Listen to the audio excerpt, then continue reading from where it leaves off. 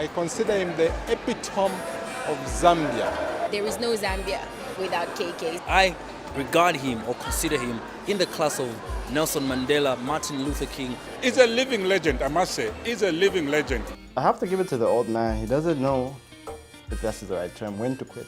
Because he just goes and goes. After office, it's like he never left. I just thank God, young man, that he has made it possible for me to live this long and be able to help reshape this nation into something wonderful.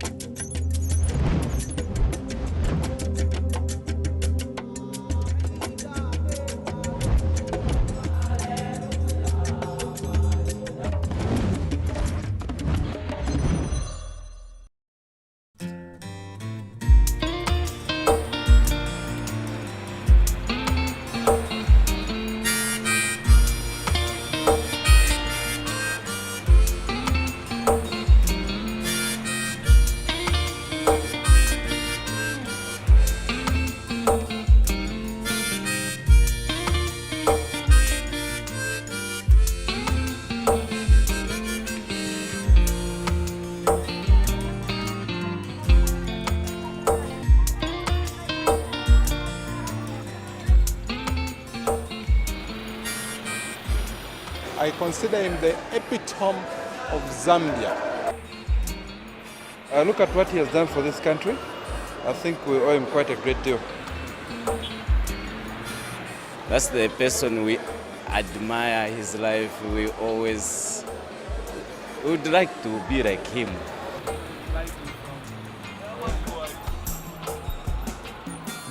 Kaunda he was a brand. He was the brand. I remember, yeah, right. Yes, but those days, I mean, he was on the money. He was on the coins. He was powerful. Kaunda is quite a special man. He fought for independence. Zambia, a landlocked country in south-central Africa, home to the mighty Zambezi River and the Victoria Falls. A former British colony, Zambia gained independence on 24th October 1964. Kenneth David Kaunda was the first president of independent Zambia. He ruled Zambia through a one-party state system until the democratic wave swept through the African continent. Kaunda conceded defeat in free and fair elections on the 2nd of November 1991. An African leader's life is considered to end after they leave office, but this has not been the case with Kaunda. This year, Kaunda celebrated his 88th birthday, and from the look of things, he is not slowing down.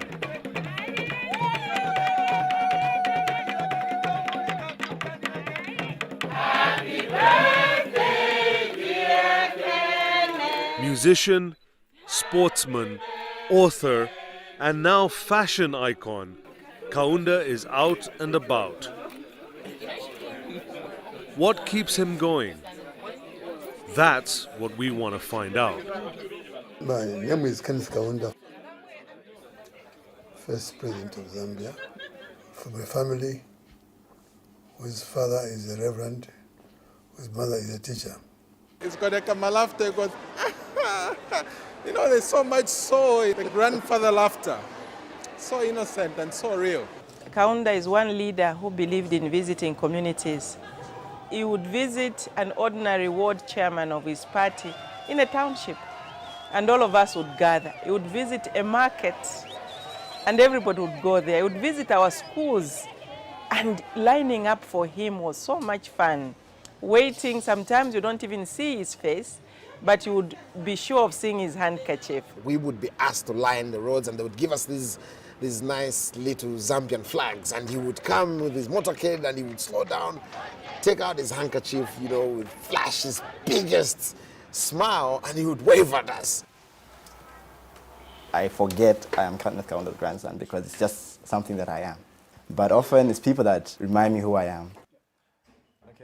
When he remembers me, I'm surprised. He knows my name. But yes, he knows who we are. he doesn't forget he doesn't forget his grandkids. There was one time I do remember, I did have a long talk with Granddad, and it was very insightful. He told me, I asked him, is this what you expected after independence? He just laughed. From the media perception, you know, this is an interviewer's interviewee. It makes you look good. His ability to drive home the issue of international, peace. The man reminded me of Gandhi. You know what I mean? All he wanted was to see this world free. I met Dr. Kaunda in 1960 in Osaka. Talking to him, I got inspired, and I got inspiration that this was a man who was fighting for something that we as Africans in those days believed in. What has helped me to shape my life is the teaching, love God, your Creator, with all your heart, with all your soul, with all your mind, with all your strength. As to that one, he has made in his image like you. The teaching is love your neighbor as you love yourself. Do unto others as you would like them to do unto you.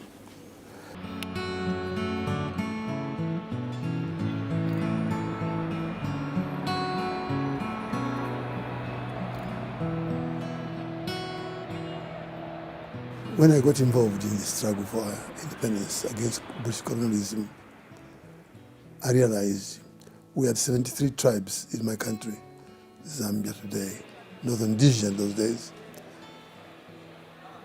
Indigenous tribes, but new tribes came in, the English, the Welsh, the Scottish, the Indian, Pakistan, many colors, many tribes. How to shape our nation into something. The struggle that he asked all of us to wage was militant resistance to colonial rule, but no violence. He was not an advocate of violence, and he was greatly inspired in this regard by people like Mahatma Gandhi of India and Jawaharlal Nehru. For a man who had spent so much time being harassed by the colonial government and being put into prison, he still came out without bitterness and still said that we should not adopt violence as one of our tactics in terms of winning national independence for our country. We began to develop along those lines. In the struggle, one Zambia, one nation. After the struggle, after winning our independence, still one Zambia, one nation. Now, young man, where this approach is accepted, there's genuine peace. Where it is not accepted, disaster, chaos, death in thousands. In terms of the One Zambia, One Nation, it is something that is not just a history. It's laid the foundation of the unity of Zambia. That wasn't just Dr. Kaunda's motto. It's a Zambian motto. One Zambia, one nation. Because some of the problems that we are witnessing sometimes are also as a result of departing from our own motto, which says that one Zambia, one nation. It doesn't matter whether you're Bemba, you're Tonga, you're Lozi, Luvale, whatever tribe you are a Zambian.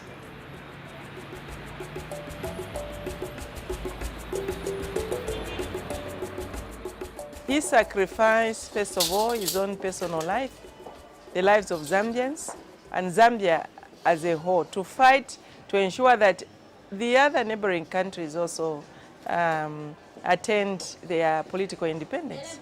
It wasn't easy. Zambia lost lives. Zambia spent money. We still have to do more.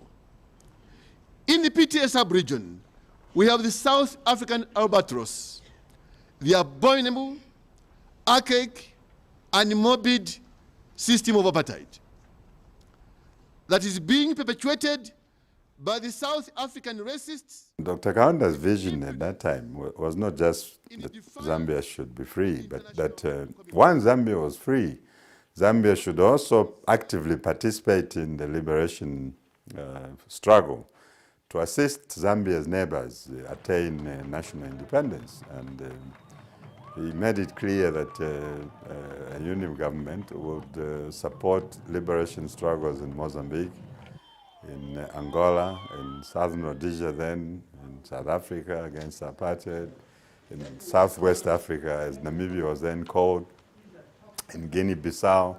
He was greatly inspired in this regard by the late Kwame Nkrumah, who always said, the first president of Ghana always said that for as long as any inch of Africa was not free, no African had the right to walk the streets of Africa feeling free in their own smaller countries unless the bigger continent had become free.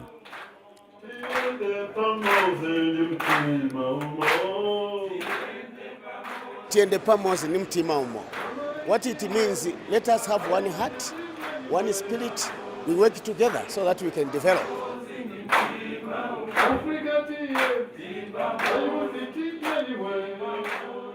I use music to reach out in many areas of human life.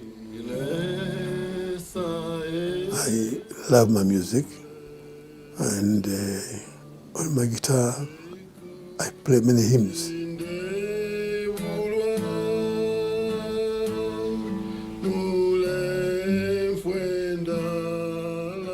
On my guitar I play one or two songs about my dear wife.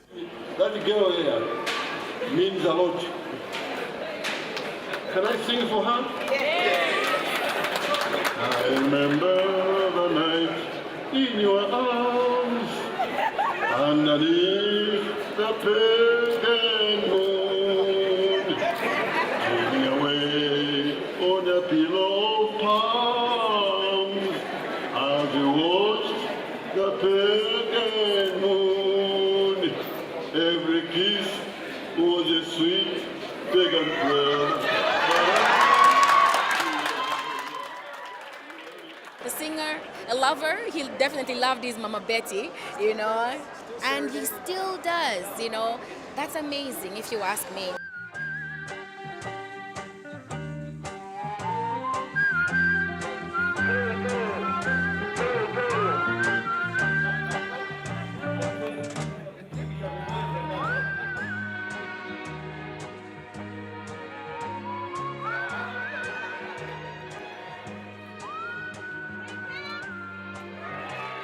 His family suffered because during those tours of duty, it means that he was very rare at home. And in that, you cannot forget to bring in the first lady, Betty, that she had a very supportive wife. And for him to succeed, Betty must have also played a major role. And equally, I believe her life must be celebrated because she was there for him, looked after the children, and indirectly even looked after us as a nation. I'm sure she gave pep talk, bed pillow advice, which we're not privileged to. I think it's their experience from during that colonial period that I think has really welded them. Because you don't go through something like that and fall apart, no. After all that, I'm sure it just brought them closer together because they had to stand together. Behind every great man is a woman, right? And I figure Betty Kaunda is that successful one for my grandfather. He's a great example of the fact that it's actually possible to grow old with your lover and hold on to her. This great creator, God, made that arrangement of man and woman. It is an extremely important source of life. And we have to respond to that challenge. We have to respond to that challenge in many ways. And thank God, my wife is 84, I'm 88, 65 years together. And wherever when they are kind enough to invite me to a wedding, I point fingers at them.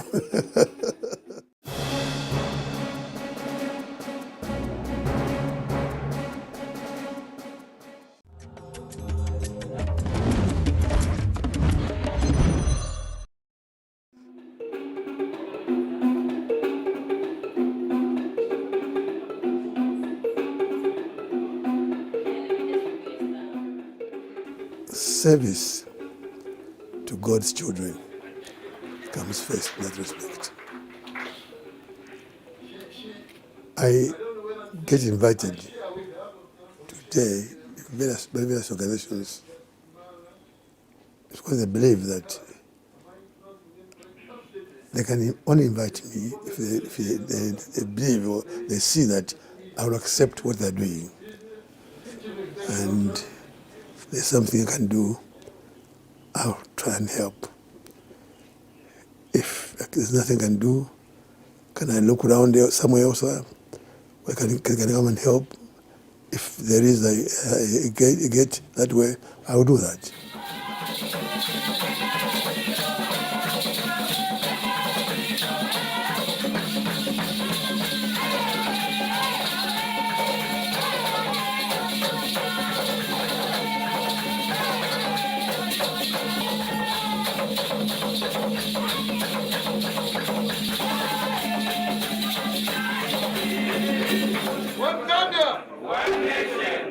Although I've heard my song several times, I'll still sing it. Wish me luck as you wave me goodbye.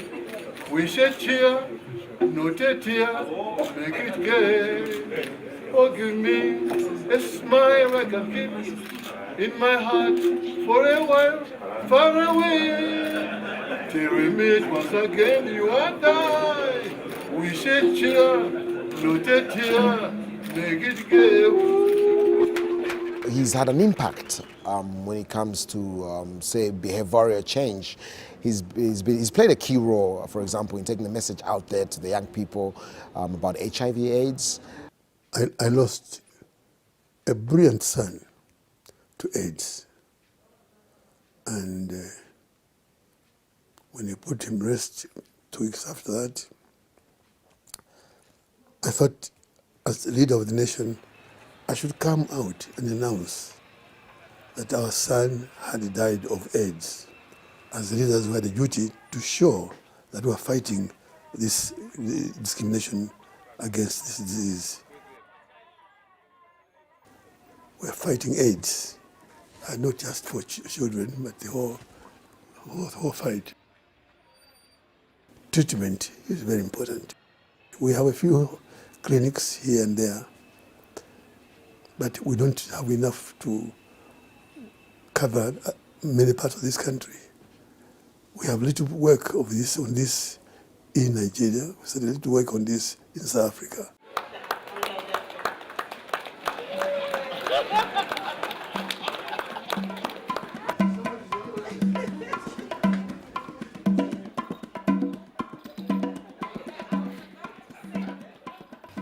Don't let the walking stick fool you. He's still going.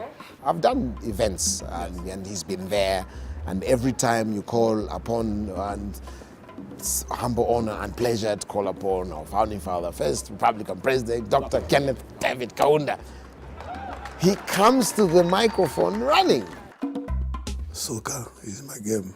I grew up in that one. And I don't think I can raise a team of people at 88. I'm still a golfer. I love the game. I do run. Every week I must run so many times. Inside my bedroom, I do a lot of exercises. That helps me to keep awake, alive, and when I overeat sometimes, I get worried.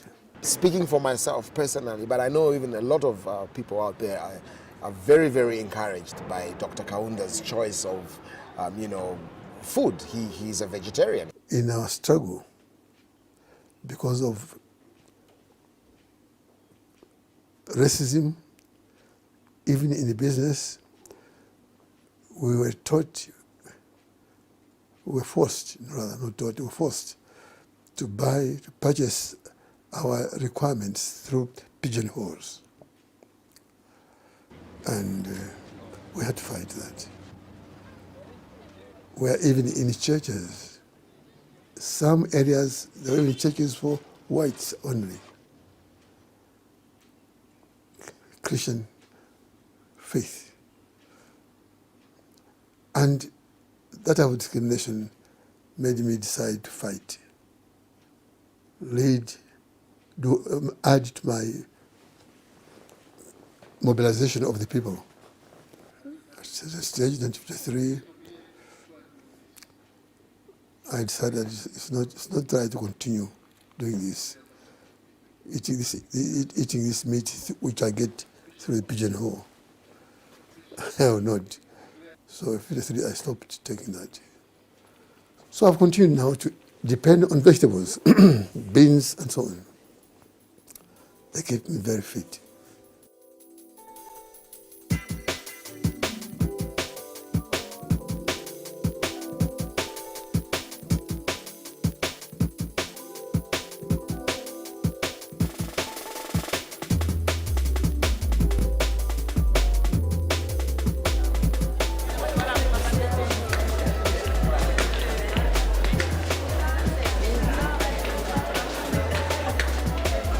Lovely.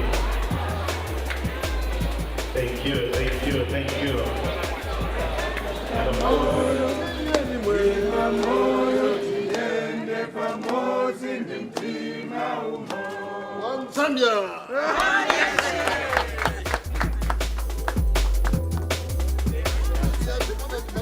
It is something I admire.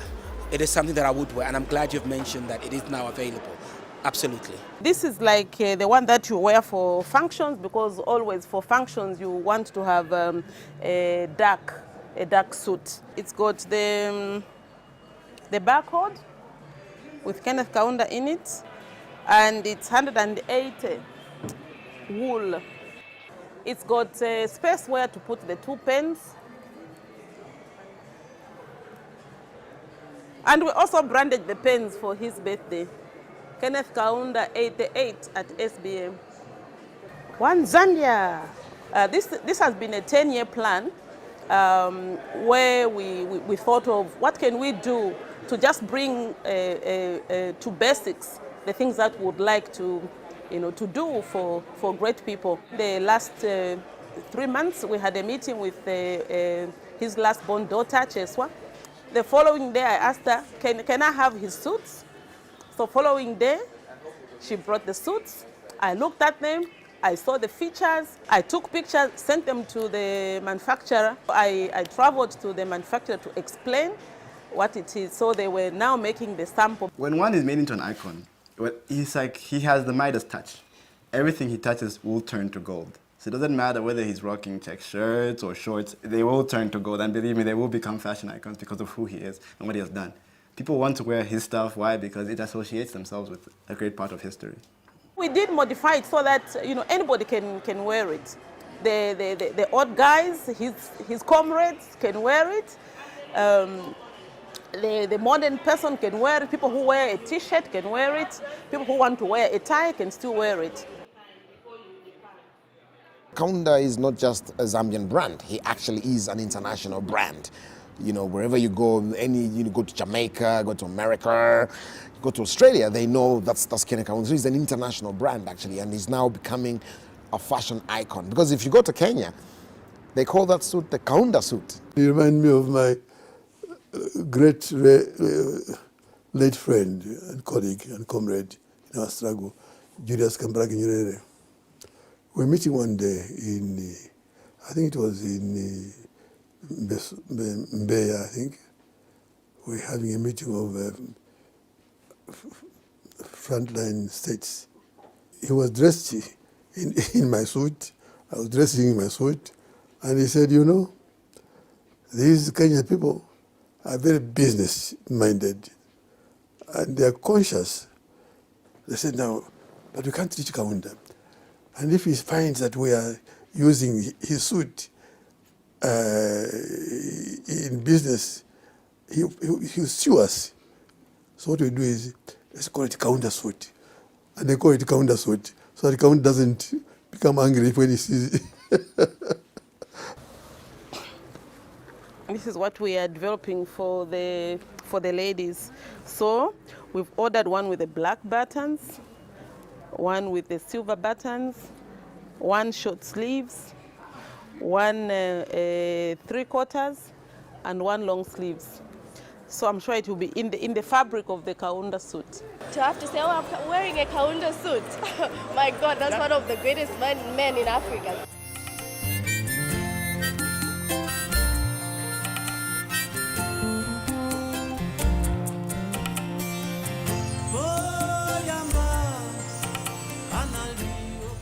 There is no Zambia without KK. Go to South Africa, a lot of people will celebrate Madiba for what he did to South Africa. But in this country, people do not necessarily celebrate him. But I personally, I regard him or consider him in the class of Nelson Mandela, Martin Luther King.